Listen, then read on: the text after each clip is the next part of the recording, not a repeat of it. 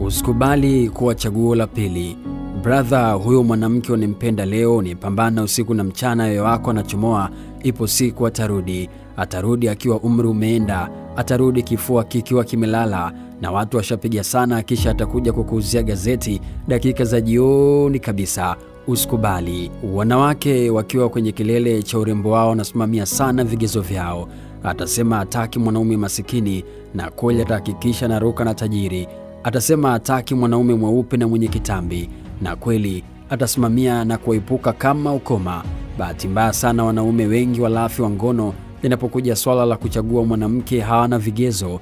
Ni kama fisi anakula yeyote aliye mbele yake. Hapo ndipo tunapofeli wanangu. Kama wanawake wanakuwa na vigezo, kwa nini wewe usiwe na vyako? Hapo ndipo wanawake wanapotushinda.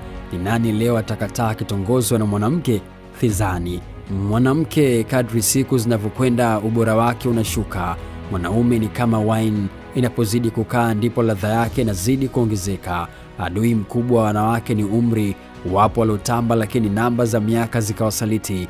Mwanamke wa miaka 25 kwa uzoefu anamzidi mwanaume wa miaka 40 kwenye ngono. Mwanamke akifikisha miaka 27 hawi tena yule aliyekukataa, anakuwa mpole. Hapo sasa anaanza kutafuta boya wa kufa naye. Ukikaa kizembe imekula kwako, anaweza kastaafu na wewe.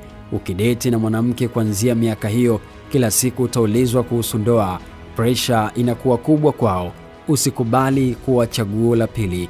Baadhi ya wanawake umri ukienda ndio wanaanza kuwatafuta wa baba. Tena utasema vijana hawana mapenzi ya kweli. Wanasahau kuwa wakati wakiwa kwenye ubora na urembo wao waliwakataa washikaji kisa hawana fedha. Kama kuna binti anakusumbua leo, muache aende. Muda utakuponya na yeye muda utamfunza. Akirudi usikubali kumpokea. Kuna muda unafika katika maisha, wanawake wanakuwa hawana chaguo zaidi ya kumtafuta lofa mmoja. Usikubali kuwa huyo lofa hata kwa bahati mbaya. Tumeelewana wanangu?